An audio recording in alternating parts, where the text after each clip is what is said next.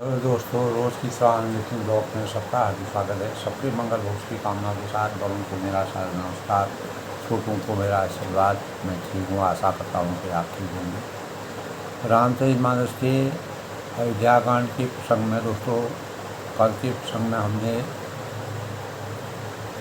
भगवान राम को माता कैकेयी के द्वारा दिए गए 14 साल के वनवास और भरत को राजगद्दी के परिणाम स्वरूप राजा दशरथ जो है,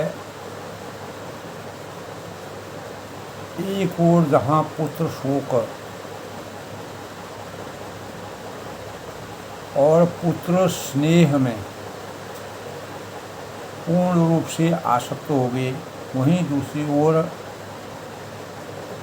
अपनी प्रतिज्ञा और रघुकुल की रीति की मर्यादा के धर्म संकट में पड़ गए, जिसके परिणाम स्वरूप राजा को कैकेयी द्वारा मांगे गए 2 वरदानों को शिरोधार्य करना पड़ा और कठिन क्लेशों से अपने जीवन को परिमार्जित करने के लिए अनेक प्रकार की भावनाओं के और मानव जीवन में, जहाँ एक ओर राजा दशरथ चौथी अवस्था में पुत्र प्राप्ति के पश्चात अपार सुख का अनुभव कर रहे थे, वहीं दूसरी ओर अवध नगरी में देवताओं के द्वारा सरस्वती माता को के द्वारा दिए गए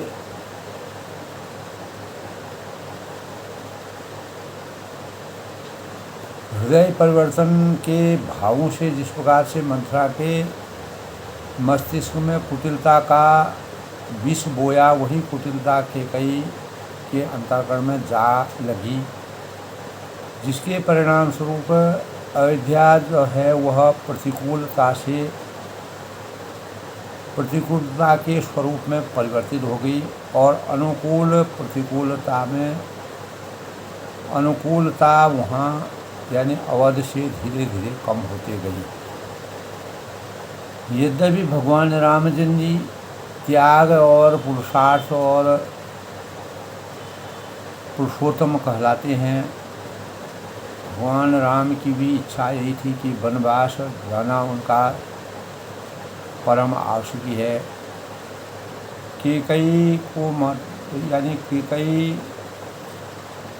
राम को सबसे ज़्यादा प्रेम और दुलार करती थी, लेकिन अटल प्रतिज्ञा के परिणाम स्वरूप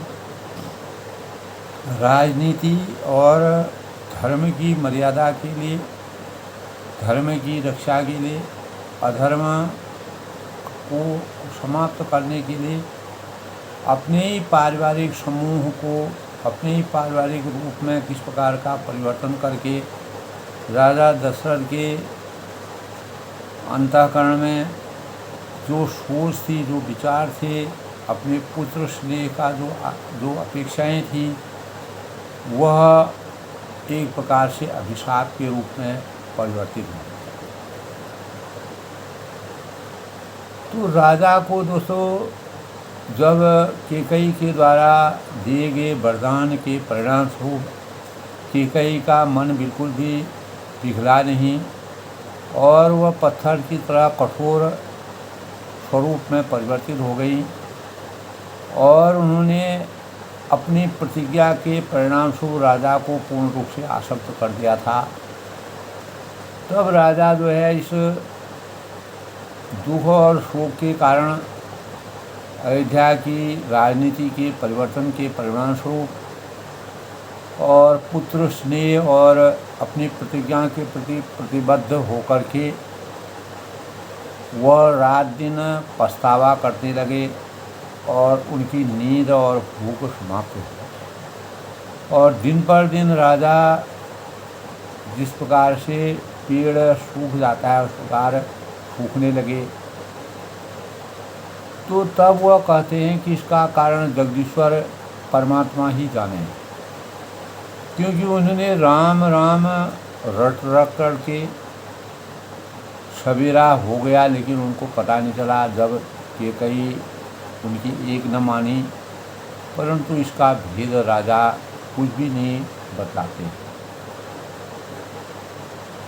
तब वह कहते हैं कि तब वह कैकेयी के राजमहल में बैठ करके भगवान राम को बुलाने के लिए आसक्त हो गए और अपने दिए गए वरदानों के अनुसार कैकेयी के मुँह से ही उन्होंने वरदान को दिलवाया और राम को बुला लाने के लिए रात में जब इस प्रकार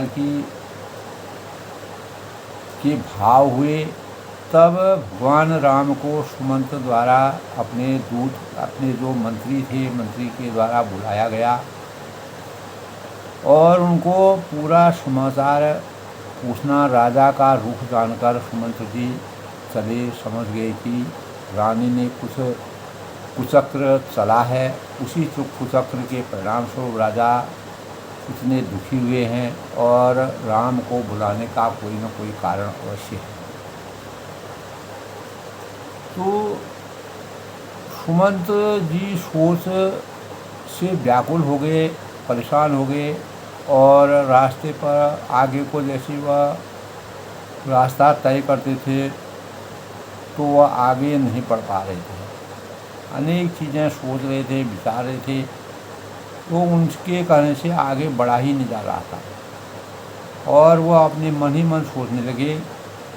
तो श्री राम को बुलाकर राजा क्या कहेंगे और रात ही रात में कैकेयी से किस प्रकार की वार्ता हुई। किसी तरह हृदय में धीरज धारण करके वे द्वार पर गए और सब लोग उनको मनमाने देखकर पूछने लगे, यानी मन मारे, यानी उदास देखकर, मलिन देख कर के किसी का साहस नहीं जुटा कि कैसे राजा से बात पूछी जाए। तो समाधान करी सो सब ही का, गयो जहाँ दिनकर कुल टीका, राम सुमंत ही आवत देखा, आदर कीन पिता सम लेखा। तो सब लोगों का समाधान करके किसी तरह समझा बुझाकर सुमंत वहाँ गए। वहाँ सूर्यकुल के तिलक भगवान रामचंद्र जी थे। श्री रामचंद्र जी ने सुमंत को आते हुए देखा, क्योंकि पिताजी के द्वारा उनको भेजा, सुमंत जी को भेजा गया था और पिता के समान समझकर उनका उन्होंने आदर मान सम्मान किया। किस कारण से सुमंत आए हैं, क्योंकि बिना कारण कोई भी कहीं इस प्रकार नहीं जाता था। तब श्री राम जी के मुख को देखकर और राजा की आज्ञा सुनाकर भगवान राम अंतर्यामी थे। रघुकुल के दीपक श्री रामचंद्र जी को अपने साथ वह लिया चले, यानी ले गए जहाँ दशरथ कैकेयी रानी के महल में विराजमान थे। श्री रामचंद्र जी मंत्री के साथ बुरी तरह से बिना किसी लवाज में के जा रहे थे और देखकर लोग जहाँ तहाँ दुखी, सब लोग दुख में डूब रहे थे, ऐसा परिवेश हुआ था। जाय दीख रघुवंशमणि, नरपति निपट कुशान, कुशाजु सहमि परे लखी सिंधन ही मनो वृद्ध गजरा। यानी रघुवंश मणि श्री रामचंद्र जी को जागते हुए देखा, आते यानी जाकर देखा कि राजा अत्यंत ही बुरी हालत में पड़े हुए और मानो सिंहनी को देखकर कोई वृद्ध बूढ़ा जो गजराज है यानी हाथी है वह सहम कर गिर पड़ा। यानी इस प्रकार का भय का वातावरण बना हुआ था। राजा पूर्ण भय में आसक्त थे। तब सूखई अधर जरई सब अंगू, मनहु दीन मनहीन भुवंगु, स्वरूप समीप दीख के कई, मानहु मीच घरी गन ली। कल के प्रसंग में था दोस्तों कि राजा के होंठ जो है वो सूख रहे थे। राजा बहुत ही विलाप कर रहे थे, अंतर मन में बड़े ही दुखी थे और सारा शरीर उनका जिस प्रकार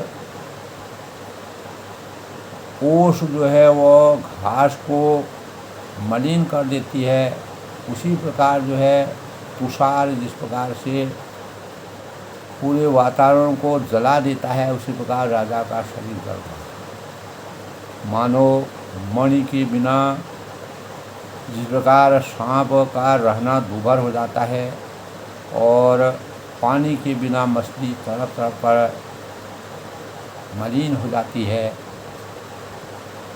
तो सरस समीप दीख के कई, पास की क्रोध से भरी हुई, पास में बैठी हुई क्रोध से भरी हुई कैकेयी को देखा तो मानो साक्षात मृत्यु ही बैठी हो। राजा के जीवन में अंतिम घड़ियां राजा का जीवन गिन रहा है। राजा इस प्रकार से परेशान है। तो दोस्तों सृष्टि में माया मोह, सांसारिक जीवन में ब्रह्मा विष्णु महेश के द्वारा बनाई गई सृष्टि के स्वरूप को मर्यादा पुरुषोत्तम भगवान रामचंद्र जी ने त्रेता युग में मानव रूप में अवतीर्ण होकर के मानव चेतना और मानव जीवन में किस प्रकार से जीवन सरल और कठिन जीवन की अनेक संभावनाएं होती हैं, उन संभावनाओं को चरितार्थ करने का प्रयास तुलसीदास ने किया है। तो करुणामयी मृदु राम स्वभाव, प्रथम दीख दुख सुनान काऊ। मर्यादा पुरुषोत्तम भगवान राम जी का जो मधुर स्वभाव है, कोमल वाणी है, करुणा के जो धाम हैं, उन्होंने अपने जीवन में पहली बार इस प्रकार का रहस्य, इस प्रकार का परिवेश देखा। तो इससे पहले कभी उन्होंने इस प्रकार का दुख सुना ही नहीं था, क्योंकि राम राज बैठे त्रिलोका हर्षित भये गए सब सुखा। तो भगवान राम जहाँ एक और सुख की अनुभूति करते हैं राजा दशरथ के वहाँ जन्म लेने का उनका किसी प्रकार के सुख भोग और भौतिक सुखों की अपेक्षाओं से वंचित रहकर मानव कल्याण के भावों का सृजन करना था। इसीलिए कैकेयी के अंतःकरण में जब दृढ़ता के भावों का संचार भगवान राम ने देखा तो कैकेयी ही एक ऐसी शक्ति है जो अपने दृढ़ और अटल विश्वास पर कायम रह सकती है और वह किसी प्रकार भी पिघल नहीं सकती है।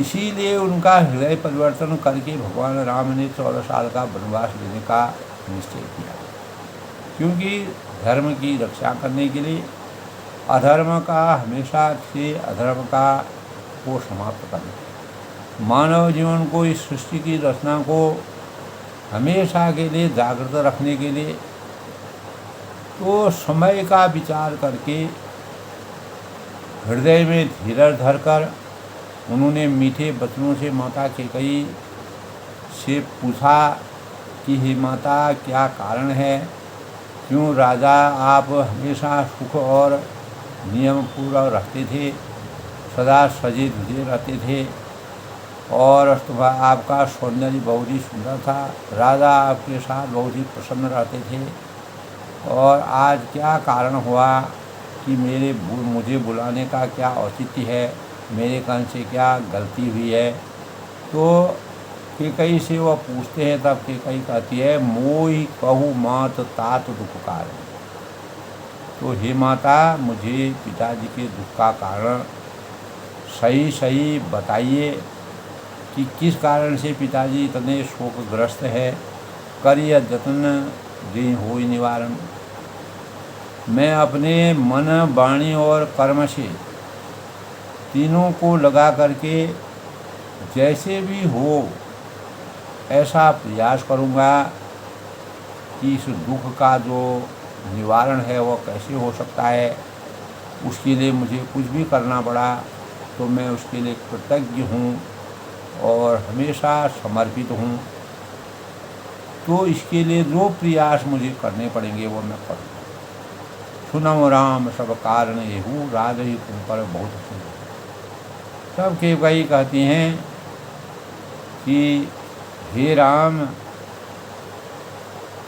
मेरी बात को सुनो, मन लगा करके मेरी बात सुनो कि सारा कारण यही है कि राजा का तुम पर बहुत स्नेह है, राजा तुम्हारे बिना पल भर भी नहीं रहना चाहते हैं, राजा तुम्हें किसी प्रकार से दुखी नहीं देखना चाहते हैं, और तुम्हें राजा हर समय अवध में राजा को आपकी नितांत आवश्यकता है। तो राजा के तुम प्राणों से और हृदय से प्यारे हो। और इसी प्रसंग में अपनी बात कहती है कि देन कहिन मोहि दुई वरदाना। लेकिन ये नहीं बताती हैं कि मंथरा ने मुझे ये बात बताई और आप और माता कौशल्या जो है वह मेरे लिए बुराई सोच रही है। मंथरा ने जिस प्रकार से बुरा आघात करके कैकेयी के मनस्थिति को बदलने का प्रयास किया, केवल वह यही कहती हैं कि मेरे द्वारा यही वरदान कैकेयी को मालूम भी नहीं था, मुझे 2 वरदान मिले हुए हैं। इन वरदानों के बारे में भी मंथरा ने ही उनको बताया था, क्योंकि मंथरा हमेशा कैकेयी के साथ ही रहती है। तो तब वह इस प्रसंग को कहती है, दीन कहे मोहि दुई वरदाना। इन्होंने मुझसे 2 वरदान देने को कहा था। कितने सालों पहले इन्होंने 2 वरदान के लिए कहा था। मांगो जो कसु मोहि सुहाना। और मुझे जो कुछ अच्छा लगा, जो मेरे विचारों में सुसंगत लगा, वही मैंने इनसे मांगा।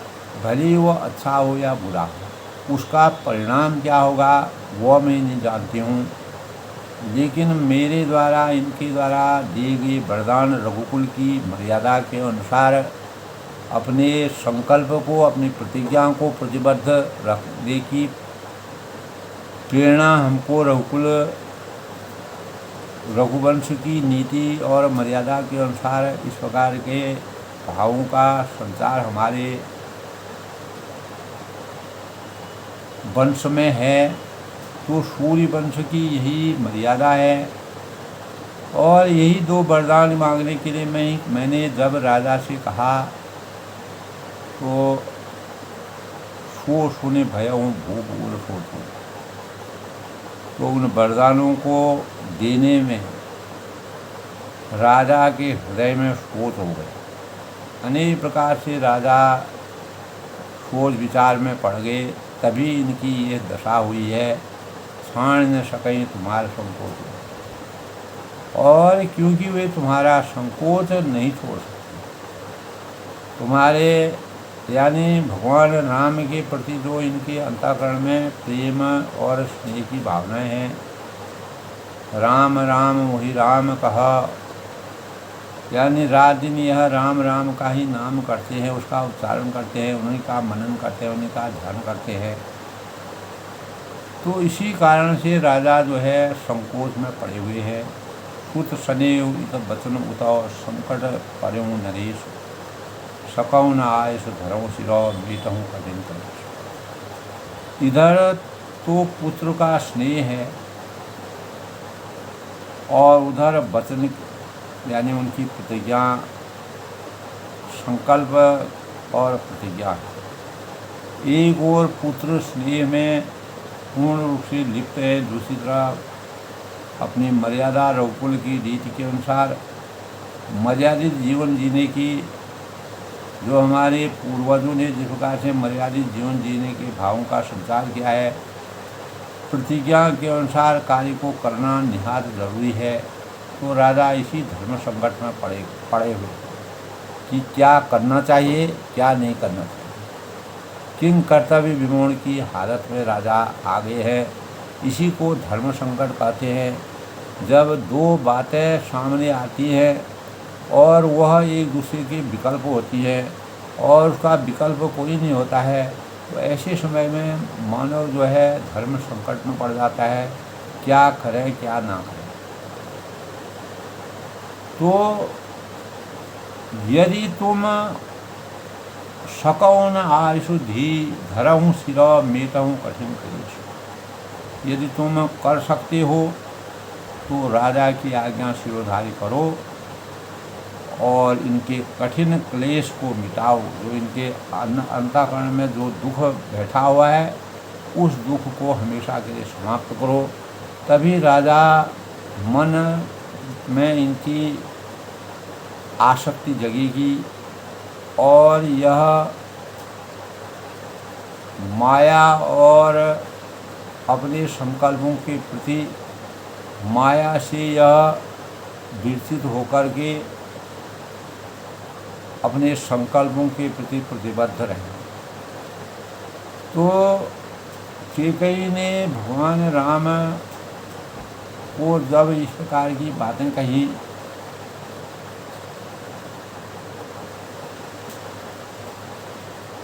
तो कैकेयी के द्वारा इस प्रकार के परिणाम स्वरूप जब राजा के मन स्थिति की बात कैकेयी ने रामचंद्र जी को बताई तो वह भगवान राम इस पर सोच विचार करने लगे। तो आज के प्रसंग से पहले दोस्तों आज के शुभ पंचांग की समीक्षा। आज का पंचांग दोस्तों आज 28 अप्रैल 2025 वैशाख माह के शुक्ल पक्ष की प्रतिपदा तिथि, दिन सोमवार, भगवान शिव की आराधना करने का दिन है और ग्रीष्म ऋतु का संयोग रहेगा। विक्रम संवत 2082, संवत 1947, सिद्धार्थी नाम संवत्सर, सूर्य उत्तरायण में और चंद्रमा मेष राशि में प्रवेश करेंगे। और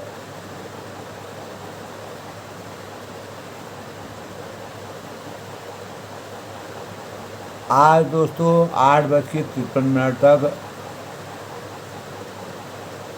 चंद्रमा जो है मेष राशि में रहेंगे, उसके बाद वृषभ राशि में प्रवेश करेंगे। और 9:02 तक आज प्रतिपदा, फिर द्वितीया तिथि का शुभारंभ हो जाएगा। धरणी नक्षत्र का संयोग है और आयुष्मान योग 8:03 तक, फिर सौभाग्य योग यानी बालव योग,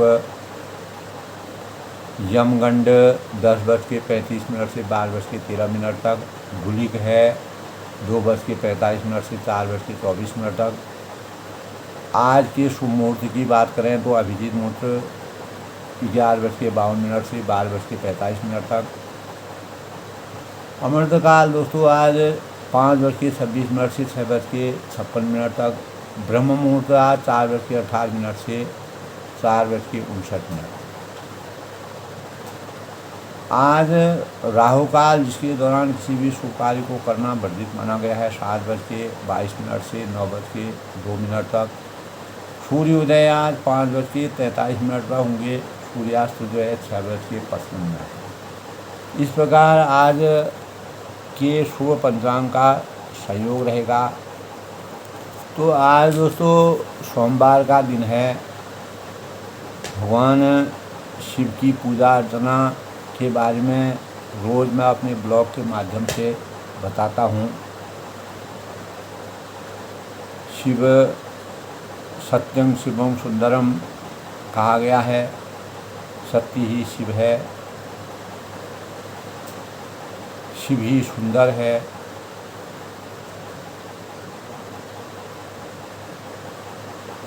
तो भगवान शिव का पूजन अनेकों विधियों से किया जाता है।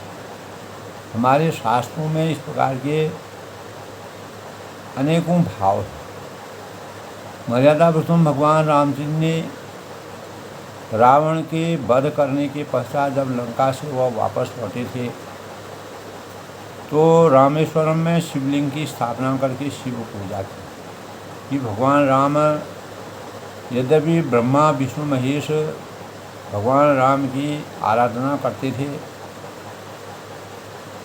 लेकिन मानव रूप में अवतीर्ण होकर के भगवान राम ने शिव की शक्ति को मानव चेतना तक पहुंचाने का प्रयास किया। तुलसीदास जी ने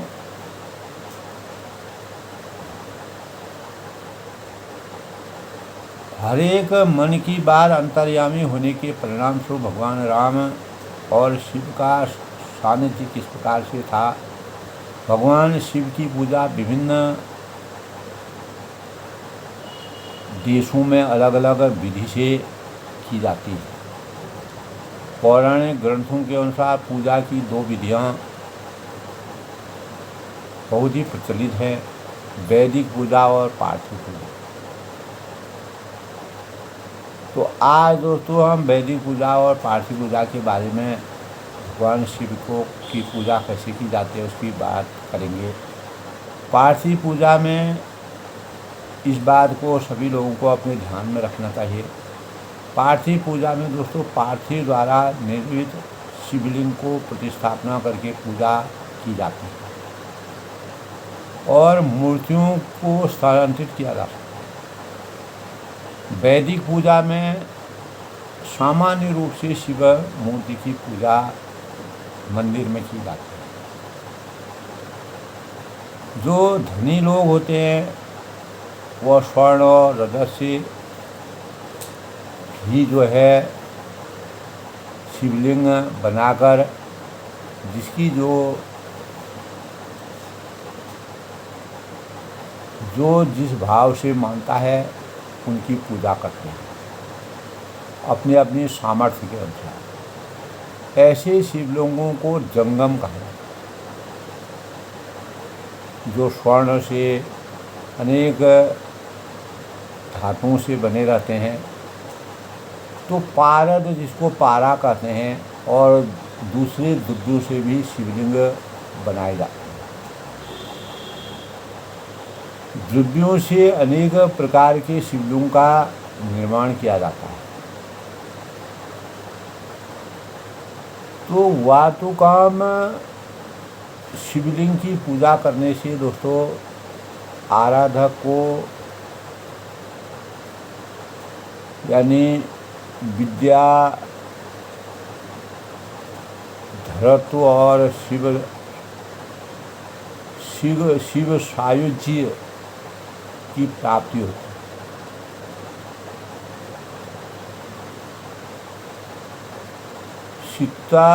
सीताखंड मय लिंगम का निर्माण मिस्री से भी होता है और पुराणों के अनुसार इस शिवलिंग के स्वास्थ्य से से स्वास्थ्य लाभ होता है। गंधलिंग कस्तूरी, चंदन और कुमकुम से निर्मित लिंग की पूजा से बहुत पुण्य प्राप्त होता है।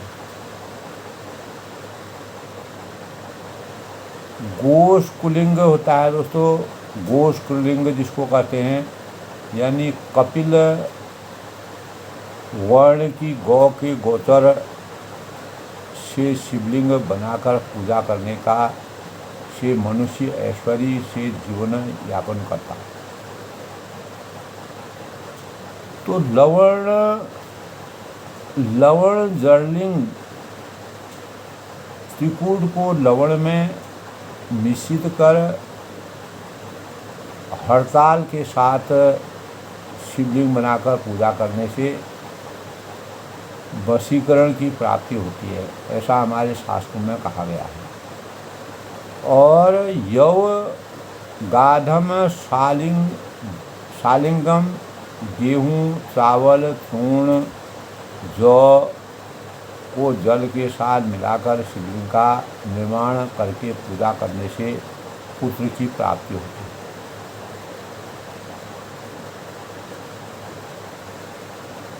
तो पुष्पलिंग विभिन्न फूलों को एक करके बनाए गए शिवलिंग की पूजा करने से पृथ्वी में आधिपत्य की प्राप्ति होती है। और तिल पिष्टो तचालिंग, इस शिवलिंग का निर्माण तिली को बारीक पीसकर किया जाता है। तिलों को इसके पूजन से आराधक की मनोकामनाएं पूर्ण होती हैं। तो शिवलिंग की अलग अलग प्रकार से स्थापना करके पूजन करने के अलग अलग लक्षण भाव हैं। तो शिवलिंगों की पूजा के शुभ फलों का वर्णन इस प्रकार से है दोस्तों, यानी पार्थिव लिंग का निर्माण 2-3 मिट्टियों से किया जाता है। और पुराणों में ब्राह्मण श्वेत, वैश्य, पीली, क्षत्रिय, लाल और शूद्रों के लिए काली मिट्टी ग्रहण करने का विधान वर्णित है। लेकिन कुछ स्थानों पर इनके अभाव में साधारण मिट्टी का इस्तेमाल करने की परंपरा है। बाणलिंग की पूजा इंद्रादि देवताओं द्वारा की जाती है और बाणलिंग को मुक्तिकारक कहा जाता है। तो शिव पूजा के समय विधि विधान के साथ अनेक उपचार पूरे किए जा सकते हैं। पुराणों के अनुसार 5, 10, 16, 18 यानी 26, 64 यानी 36, 64 और राज उपचार द्वारा शिव पूजा का नियम बताया गया है। लेकिन आधुनिक युग में 5, 10, 16 व 18 उपचार के 5 उपचार गंध है और पुष्प है, धूप है, दीप है और नैवेद्य। 10 उपचारों में दोस्तों पाद्य है, अर्घ्य है, आचमन है, स्नान है, वस्त्र है, आभूषण है, गंध है, पुष्प है और नैवेद्य। 16 उपचारों में दोस्तों इनमें पाद्य, अर्घ्य, आचमन, स्नान और वस्त्र, आभूषण, गंध, पुष्प, धूप, दीप, नैवेद्य, आचमन, तांबूल और स्तव, पाठ, दर्पण, तर्पण और अंत में नमस्कार सम्मिलित किया जाता है। 18 उपचार में दोस्तों आसन है, स्वागत है, पाद्य है, अर्घ्य है, आचमन है, स्नान है, वस्त्र है, यज्ञोपवीत है, भूषण है, गंध है, पुष्प है, धूप है, दीप है, नैवेद्य है, दर्पण है, माल्य है, अनुलेपन है और अंत में नमस्कार। तो भगवान शिव की पूजा के लिए शास्त्रोक्त विधि के अनुसार आराधना को पहले से पूरी तैयारी करना चाहिए। पूजा की तैयारी प्रातः सूर्योदय के समय उठने के साथ करनी चाहिए। और यही तभी कहा है, कराग्रे बसती लक्ष्मी, कर मध्ये सरस्वती, कर मूले स्थितो ब्रह्म, प्रभाते कर दर्शन। तो भगवान शिव की पूजा करने के अलग अलग भाव है। तो आज के प्रसंग की अगर बात करते हैं दोस्तों, जब कैकेयी ने भगवान राम को बताया कि एक तरफ राजा मेरे द्वारा मांगे गए 2 वरदानों में, यानी राम को 14 साल का वनवास और भरत को राज्याभिषेक, उसके परिणाम स्वरूप भगवान राम यानी राम को राजा बहुत ही प्रिय हैं और वह अपनी प्रतिज्ञा के प्रति पूरी रूप से संकल्पित हैं। तो इसी सोच में राजा पड़े हुए मुझे क्या करना चाहिए, क्या नहीं करना चाहिए, किन कर्तव्य मोड़ की हालत है। राजा को की आज्ञा को शिरोधारी करना आपका मंतव्य है और जिससे राजा के जो क्लेश हैं वह समाप्त हो जाएंगे। निरधक बैठ कहों कटुबानी, सुनत कठिनता अति अकुलानी, जीव कमान बचन सरनाना, मनो महिक मधु लक्ष्य सुना। देखिए, कैकेयी बेधड़क जो शब्द मुँह से नहीं कहे जाते हैं, उनके लिए चारों पुत्र बराबर हैं, लेकिन जब कटुता अंतःकरण में व्याप्त हो जाती है तो फिर सब कुछ समाप्त हो जाता है। मोह माया में बंध जाने के कारण अपने निजी हित और स्वार्थ के रहस्य का वर्णन करते हुए तुलसीदास जी ने कैकेयी के चरित्र का वर्णन किया है। कैकेयी बेधड़क बैठी ऐसी कड़वी वाणी बोल रही हैं, सुनत कठिनता अति अकुलानी, जिसे सुनकर स्वयं के हृदय को एक कठोरता की आसक्ति हो जाती है और अपना अंतःकरण स्वयं ही व्याकुल हो जाता है। जीव कमान वचन सर नाना, और जीव धनुष है और वचन बहुत ही तीर के समान बोलती हैं। मनो महिब मृदु लक्ष्य समाना, और मानो राजा की कोमल निशाने बने हुए हैं। यानी भगवान राम यूँ तो बड़े धैर्यशाली हैं, ये अंतरात्मा की बातें जानने वाले हैं। यद्यपि कैकेयी के अंतःकरण में भगवान के प्रति जो भाव थे, जनु कठोरपन धरे शरीरू, शिखाई धनुष विद्या बर वीरू, तो इस सारे साथ समाज के साथ मानो स्वयं कठोरपन श्रेष्ठ वीर का शरीर धारण करके धनुष विद्या सीख रहा है, ऐसा आभास हो रहा। सब प्रसंग रघुपति सुनाई, रघुनाथ जी को सब हाल सुना कर वह ऐसे बैठी हैं मानो निष्ठुरता बैठ मनो तनु धरि निठुराई।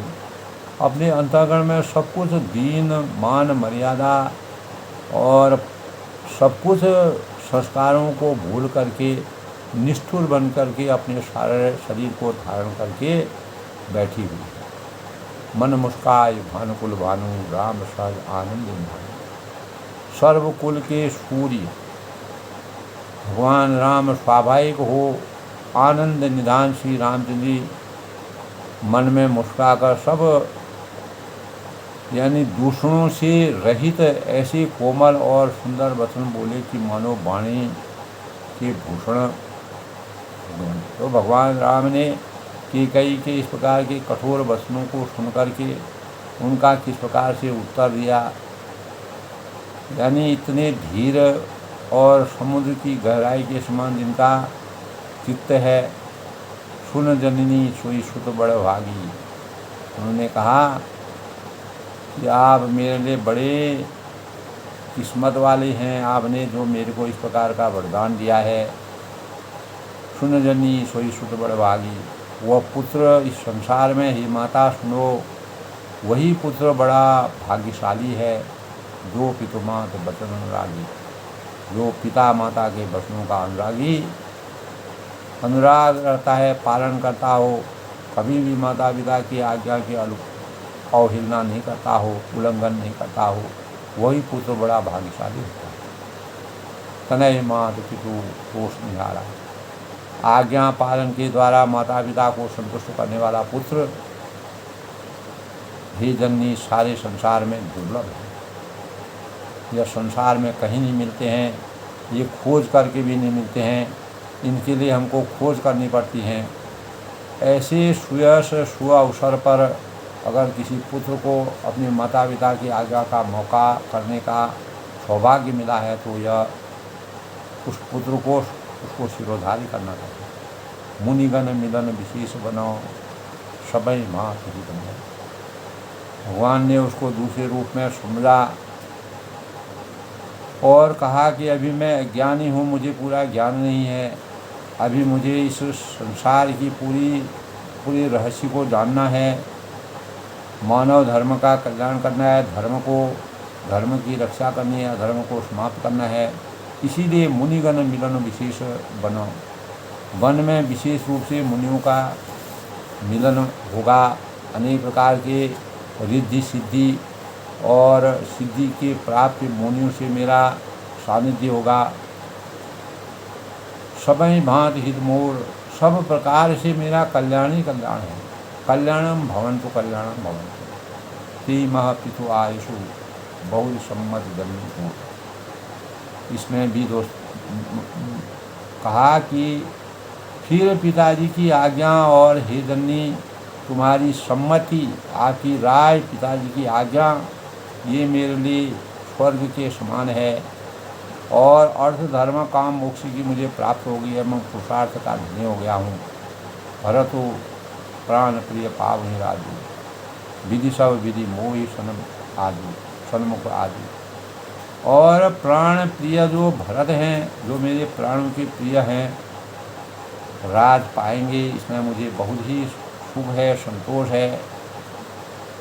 विधि सब विधि मोहि सन्मुख आदु, विधाता ने आज सब प्रकार से मेरे को सुख की प्राप्ति की है। इन सभी बातों को देखकर, सुनकर, समझकर, मनन करके यह प्रतीति होता है कि आज विधाता सब प्रकार से मुझे मेरे अनुकूल हुए हैं। और जो न जाऊँ बन ऐसो गाजा, यदि ऐसे सुअवसर पर जहाँ माता पिता की आज्ञा का पालन हो रहा है और मेरे भाई मेरे कारण सुख की प्राप्ति कर रहे हैं, यदि ऐसे काम के लिए मैं बन न जाऊं तो मुखों के समाज में, मूर्खों के समाज में, जो मूर्ख लोग होते हैं उनके समाज में सबसे पहले मेरी गिनती करनी चाहिए।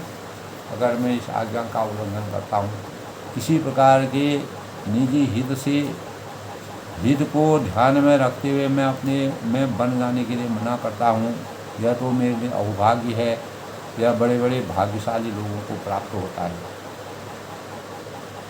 भगवान राम के द्वारा इस प्रकार की बातों को सुनकर के कैकेयी का जो कड़वा हृदय था उसमें थोड़ा सा आसक्ति जगी।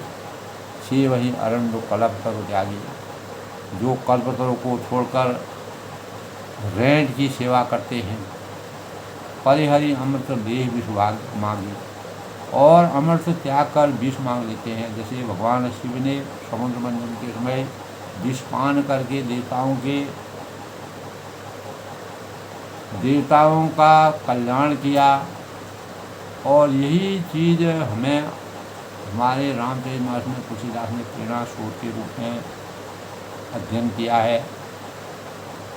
तो तेव न पाय असमय सुखाही, अगर हे माता तुम मन में विचार देखो, मन में विचार कर देखो, वे महामूर्ख है जो ऐसा मौका पाकर कभी नहीं चूकेंगे।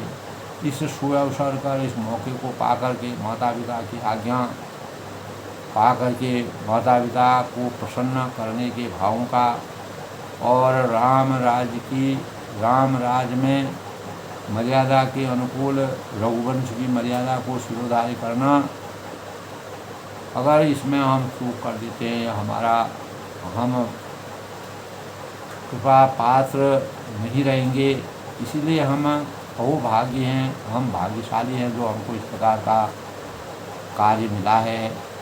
अम्ब एक दुख मोहि विशेष, निपट विकल रहो नर नायक देखी, हो रही बात पितई दुख भारी, होत प्रीत में मोह। तो उन्होंने कहा कि हे माता, मुझे एक ही दुख विशेष रूप से हो रहा है, निपट विकल नर नायक देखी, कि वह महाराज को अत्यंत व्याकुल देखकर इस थोड़ी सी बात के लिए ही पिताजी को इतना भारी दुख हुआ। हे माता, मुझे इस बात पर विश्वास नहीं होता है कि केवल मेरे बन जाने से पिताजी इतने दुखी हों, यह मुझे विश्वास नहीं होता है, मैं कल्पना नहीं कर सकता हूँ। ये तो मेरे लिए बहुत ही सहज है, आसान है, मैं सौभाग्यशाली हूँ। माता पिता के और अपने प्रजाजनों के हित के लिए, उनके सुख के लिए, उनके वरदानों को वरदानों के भावों को पूर्ण करने के लिए अगर मुझे इस प्रकार का, तो ये तो बहुत छोटा काम है। अगर इस कारण पिताजी दुखी हैं तो यह मेरे लिए बड़ा असमंजस की बात है। राव धीर गुण उदधि अगाधु, क्योंकि महाराज तो बड़े ही धीर और गुणों के अथाह समूह थे। कभी भी जीवन में इन्होंने इस प्रकार का दुख नहीं किया। हा मोहि के पशु बड़ा अपराध हो, अवश्य मुझसे कोई बड़ा अपराध हुआ है। केवल बन जाने की बात नहीं है, कोई और भी बात है। जाते मोहि ने कथन पशु गाओ, जिसके कारण महाराज मुझसे कुछ नहीं कहते हैं। और मोई शपथ तो ही कही सती भाव, तुम मेरी सौगंध है। तब कई माता से कहते हैं कि आपको मेरी सौगंध है माता, कि तुम सच सच कहो कि आखिर कारण क्या है। इसके अलावा और कौन सा कारण है। राजा कभी इतनी छोटी बातों से राजा कभी भी दुखी नहीं होते थे, आज उनके दुख का क्या कारण। सहज सरल रघुबर बचन, कुमति कुटिल करी जान, चले जौंग जल बक्र गति, जलधि सलीब समान। सहज सरल रघुबर बचन, रघुकुल में श्रेष्ठ श्री राम सिंह के स्वभाव ही सीधे वचनों को दुर्वृद्धि की कई टेढ़ा ही करके जान रही है। इतने मधुर और इतनी मधुर वाणी कहने पर भगवान ने अपनी रहस्य का बन जाने के लिए उन्होंने लेश मात्र भी, किंचित मात्र की किसी प्रकार का कोई भी दोष नहीं दिया, वह सहज ही तैयार हो गए। लेकिन श्रेष्ठ रघुकुल के शिरोमणि श्री रामचंद्र के स्वभाव से ही सीधे वचनों को दुर्विधि की कई टेढ़ा ही टेढ़ा ले रही है, वो गलत ही सोच रही है। क्योंकि होता है नाज न जाने आंगन टेढ़ा,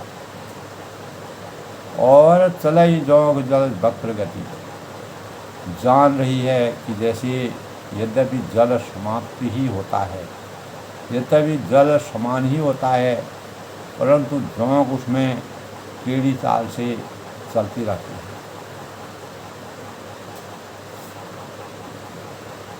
इस प्रकार से भगवान राम के द्वारा मधुर वचन कहने पर भी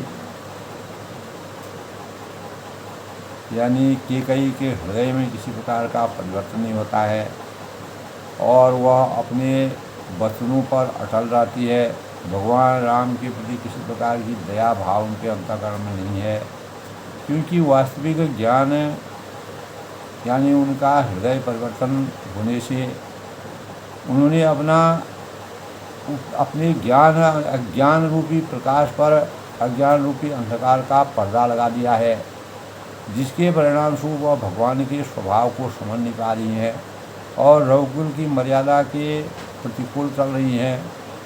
इसी प्रकार दोस्तों आज के प्रेरणादायक विषय में हमारे जीवन में कभी कभी कटुता इस प्रकार से बस जाती है कि वह हम जितना सीधा सीधा सरल और उचित बात करते हैं तो अनुचित ही होता है।